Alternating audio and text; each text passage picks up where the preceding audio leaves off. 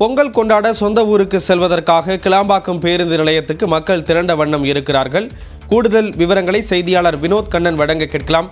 வினோத், மக்கள் கூட்டம் எப்படி இருக்கு? தேவையான வசதிகள் செய்து கொடுக்கப்பட்டிருக்கா? பயணிகள் என்ன சொல்றாங்க? விவரத்தை தெரிவிக்கலாம்.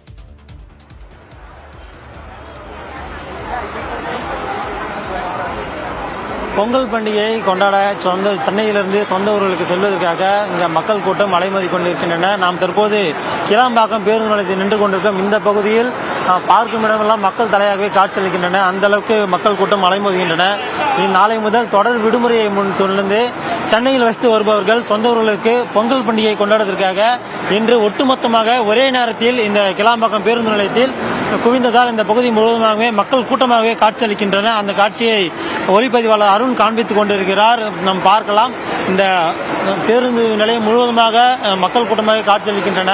பேருந்துகள் அனைத்தும் நிற்கின்றன. அதாவது இந்த பகுதியில் முன்பதிவு செய்யப்பட்ட பேருந்துகளும் முன்பதிவு செய்யாத பேருந்துகளும் இங்கு காத்துக் கொண்டிருக்கின்றன. அதேபோல் மக்கள் செல்வதற்கான இந்த பகுதியில் தயாராக நின்று கொண்டிருக்கின்றனர். பேருந்து கிளம்பும் பட்சத்தில் அவர்கள் காத்துக்கொண்டு செல்வதற்கான அனைவரும் தயாராக உள்ளனர். தொடர்ந்து இந்த பகுதியில் பேருந்துகள் ஏராளமான பேருந்து நின்று கொண்டிருந்த போதிலும் அவரவர் முக்கியமான குறிப்பாக செல்லக்கூடிய இடத்துக்கு பேருந்துகள் இன்னும் அவர்களுக்கு வராத பட்சத்தில் ஒரு சிலர் வெகு நேரமாக காத்து கொண்டிருக்கின்றனர்.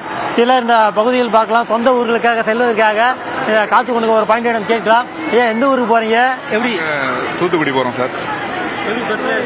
பஸ் எல்லாம் ஆல்ரெடி புக் பண்ணதுனால இருக்குது. இதனால கொஞ்சம் கஷ்டப்பட்டு தான் வந்திருக்கிறோம். பொங்கல் வரைக்காவது கோயம்பேட்டில் இருந்தாங்கன்னா கொஞ்சம் பெட்டராக இருந்திருக்கும். இனிமேல் நாங்கள் கரெக்டாக இதுக்கு தகுந்த மாதிரி புக் பண்ணிட்டு கிளம்பி ஊருக்கு வந்துக்கிற வேண்டியதான், பழகிக்கிற வேண்டியதான். வேற என்ன செய்ய?